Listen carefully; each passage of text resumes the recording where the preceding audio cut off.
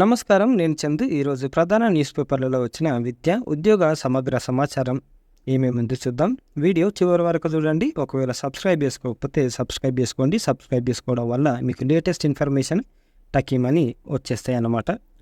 త్వరలో group 2 prelims ఫలితాలు AP నుంచి. గ్రూప్ 2 ప్రిలిమ్స్ ఫలితాలు శనివారంలోగా వెలువడే అవకాశాలు ఉన్నాయి. ఈ పరీక్ష ద్వారా 1:50 నిష్పత్తిలో కాకుండా 1:100 నిష్పత్తిలో ప్రధాన పరీక్షకు అంటే మెయిన్స్కి ఎంపిక చేయాలని అభ్యర్థులు ఏపీపీఎస్సీని ప్రభుత్వాన్ని కోరుతున్నారు.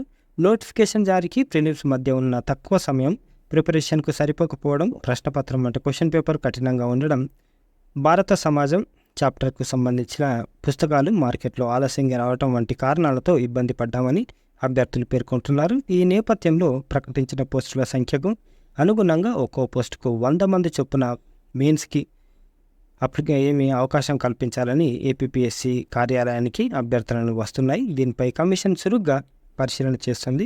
ప్రిలిమ్స్ ఫలితాల విడుదల నాటికి దీనిపై అధికారిక నిర్ణయం రావచ్చని భావిస్తున్నారు. మరోవైపు ఇటీవల జరిగిన గ్రూప్ 1 ప్రిలిమ్స్ ద్వారా కూడా ప్రధాన పరీక్షకు 1:100 నిష్పత్తిలో అభ్యర్థులను ఎంపిక చేయాలని పలువురు కోరుతున్నారు. ప్రశ్నపత్రంలో ఆంగ్లం నుంచి తెలుగు, ఇంగ్లీష్ నుంచి తెలుగు ట్రాన్స్లేషన్లో తప్పులు దొరలడం, ప్రిపరేషన్కి తగిన సమయం లేకపోవడం వంటి కారణాల దృష్ట్యా ప్రధాన పరీక్షకు మెయిన్స్కు ఎక్కువ మంది రాసేందుకు అవకాశం కల్పించాలని అభ్యర్థిస్తున్నారు.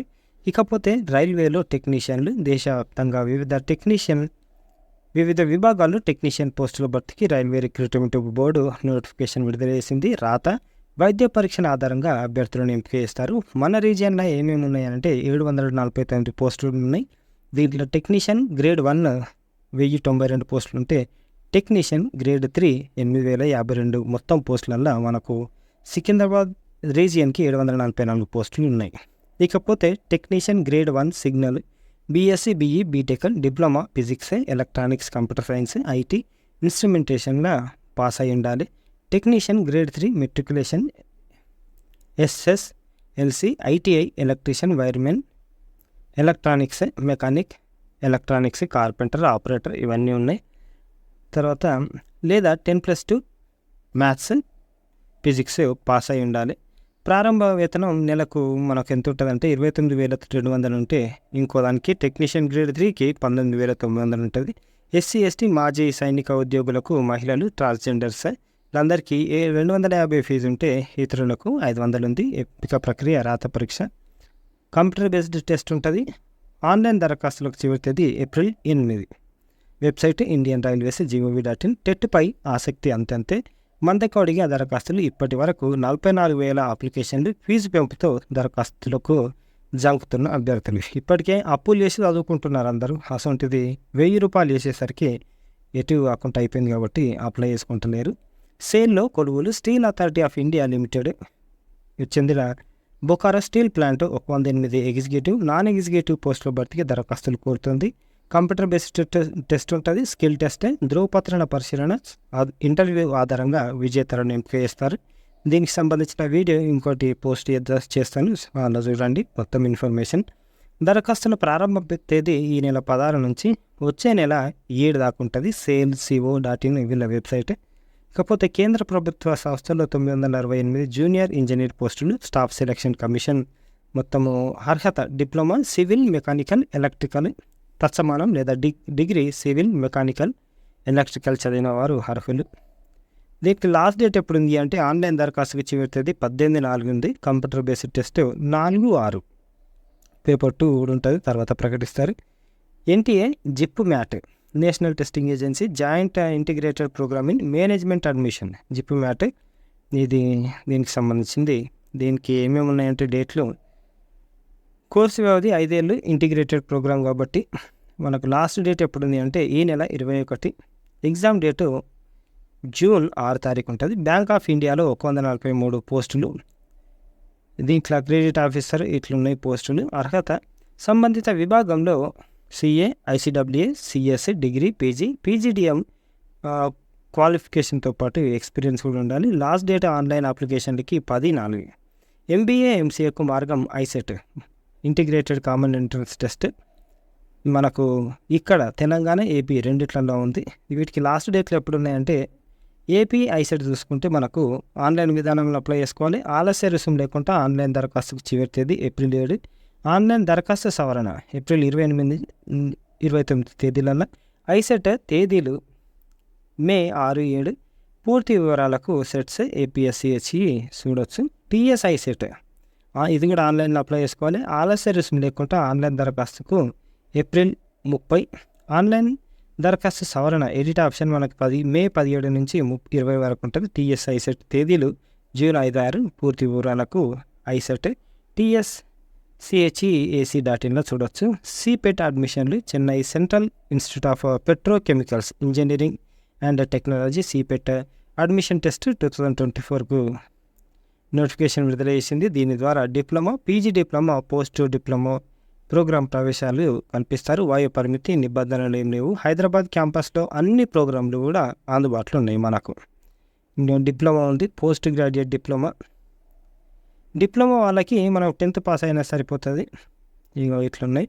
వీటికి లాస్ట్ డేట్ ఎప్పుడు ఉంది అంటే దరఖాస్తు ఫీజు 100 రూపాయలు. ఆన్లైన్ దరఖాస్తుకి చివరి తేదీ మే 31. తెలుగు రాష్ట్రాల్లో పరీక్ష కేంద్రాలు Hyderabad, Vijayawada. CIPET admission test June 9. ఎంపికైన అభ్యర్థులకు కౌన్సిలింగ్. అడ్మిషన్ లెటర్స్ జూన్ 14 ఇస్తారు. హైదరాబాద్ క్యాంపస్ చిరునామా IDI phase 2 Cherlapally Hyderabad. Vijayawada campus survey number 377 Surampalli village Gannavaram మండలం Vijayawada. Website CIPET 2024 online registration అని చూడొచ్చు. కెరీర్ గైడెన్స్కు డయల్ 1800-425-2428.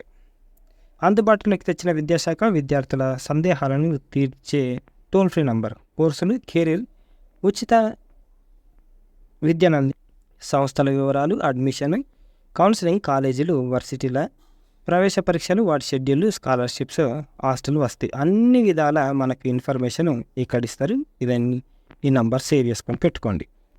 ఈ హెల్ప్ లైన్ 9th క్లాస్ నుంచి 12th క్లాస్ వరకు చదువుకుంటున్న విద్యార్థుల కోసం రూపొందించారు. ఉదయం 9 గంటల నుంచి సాయంత్రం 6 గంటల వరకు సోమవారం నుంచి శనివారం వరకు మాత్రమే ఈ సేవలు అందుబాటులో ఉంటాయి. కాగిత బ్యాగుల తయారీలో తర్ఫీదు. ఎలిప్ association of lady entrepreneurs of Andhra Pradesh ఆధ్వర్యంలో ఈ నెల 4వ తేదీ నుంచి 10 రోజుల పాటు కాగిత బ్యాగులు తయారీపై ఉచిత శిక్షణ ఇస్తారని చెప్పారు. గన్నవరం మండలం సూరంపల్లిలోని ఇండస్ట్రియల్ ఎస్టేట్లో తర్ఫీదు ఉంటుంది. సొంతంగా వ్యాపారం పెట్టుకోవాలనుకునే ఆసక్తి గల యువత ఈ అవకాశాన్ని సద్వినియోగం చేసుకోవచ్చని పేర్కొన్నారు. ఈ వివరాలకు మీరు సంప్రదించవచ్చు, ఈ నంబర్లో సంప్రదించవచ్చు ఏమైనా డౌట్లు ఉంటే.